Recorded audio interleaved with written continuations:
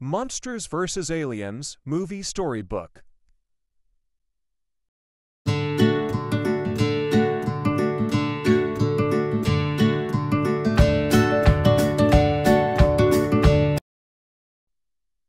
Susan couldn't wait to marry Derek.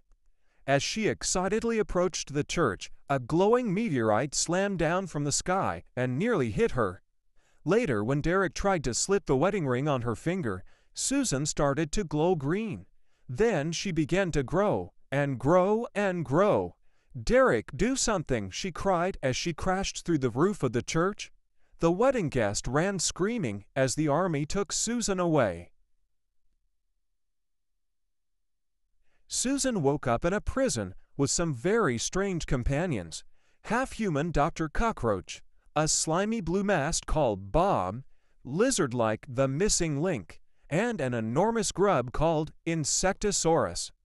"Might we ask your name, madam?" Dr. Cockroach asked her. "Susan," she replied. "No, we mean your monster name. What do people scream when they see you coming?" Bob asked. Susan was confused, then relieved when the fully human General W.R. Munger arrived. "One thing," he said, "the government has changed your name to Ginormica." While Susan sobbed in her cell, the rest of America was watching television as the president prepared to make first contact with an alien robot that had crash-landed on Earth. The robot was not impressed with President Hathaway's warm welcome, so the U.S. military attacked, but their bullets and missiles just bounced off the robot's force field. I'm a brave president," Hathaway shouted as he and his men were forced to retreat. "Listen up, I'm not going down in history as the president who was in office when the world came to an end, so somebody think of something and think of it fast," the president said, sipping his coffee. Luckily, General W.R. Munger had a plan.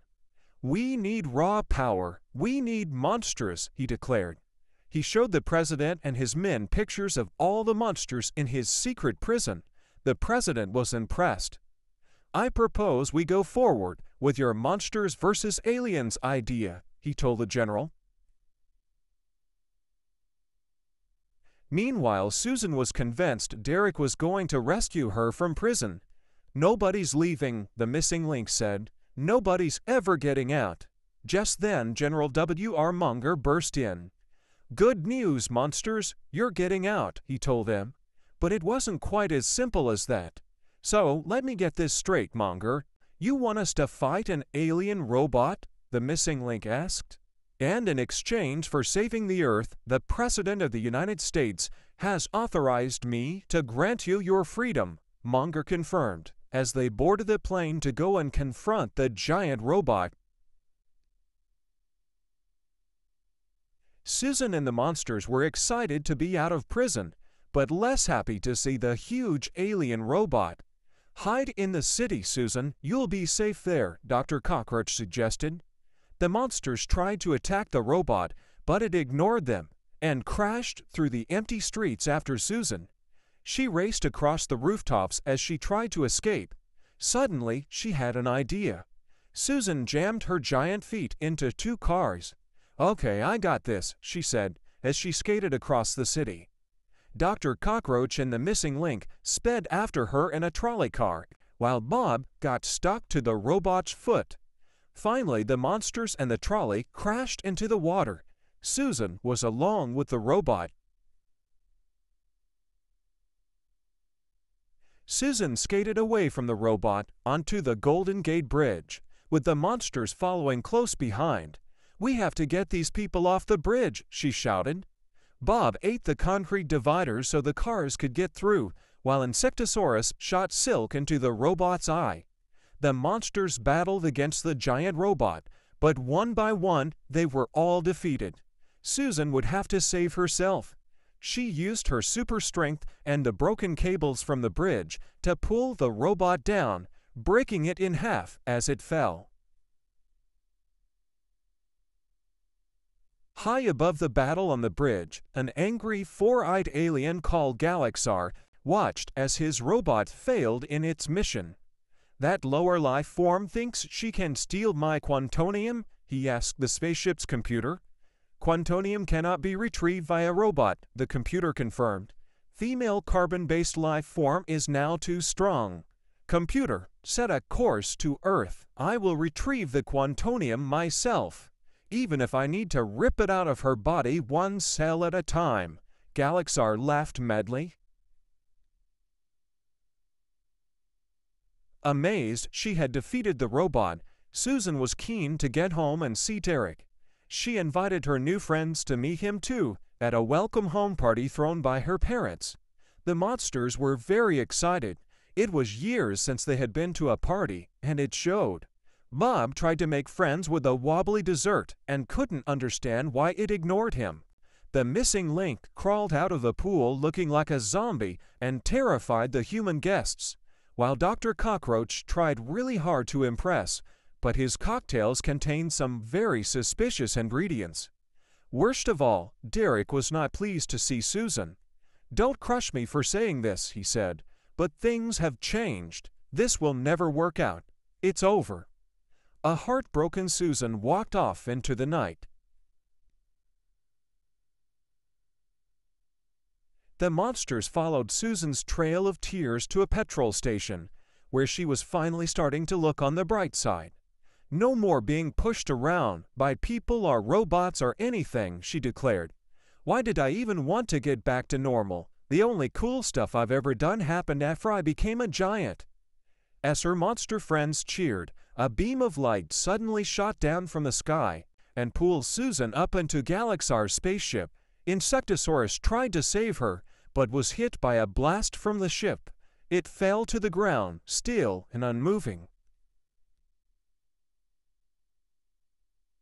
Inside his ship, Galaxar confronted Susan. "Your enormous grotesque body contains quantonium, the most powerful substance in the universe. Did you really think you could keep it from me?" Without the quantonium, Galaxar knew his plan to build an alien civilization on Earth could never work.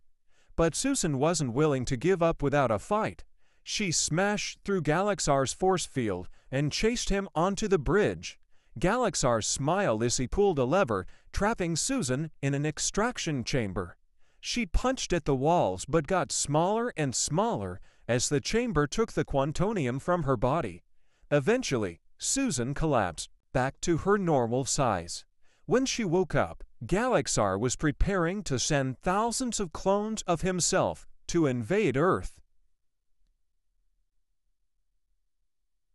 Meanwhile, General Monger helped the monsters get onto the alien ship. Bob, the missing link, and Dr. Cockroach dressed up as clones and used their disguises to trick the real clones into handing over their prisoner, Susan. "We need to destroy that cloning machine," said the missing link. "What do you say, Ginormica?" "I wish I could," Susan said, looking at her normal-sized body. "But I'm not Ginormica anymore." While Dr. Cockroach rewired the ship's computer, Bob and the missing link fought off the clones, and Susan ran for her life. Suddenly, she found herself back on the bridge with the real Galaxar. As Susan and Galaxar fought, Dr. Cockroach managed to deactivate the cloning machine. "Okay, you can do this," Susan told herself as she wrestled the alien to the ground and grabbed his gun. "It's over, Galaxar," Susan said. She shot at the statue containing the quantonium. The statue's hand broke off, trapping Galaxar, while the quantonium flowed back into Susan, turning her into Ginormica again. All the fighting had damaged Galaxar's ship so much that it began to break apart. Luckily, General Monger arrived to rescue the monsters just in time, riding on a giant butterfly. Insectosaurus. Later, the president faced the monsters on the White House lawn. "Job well done, monsters," said the president as the crowd cheered. "Earth has been saved, and we owe it all to you." The monsters were freed and happily set up home in the desert. After years in prison, they couldn't wait to relax in the sunshine. Life was definitely more interesting these days, Susan thought. It hadn't taken her long to realize that being ginormica wasn't such a huge problem after all.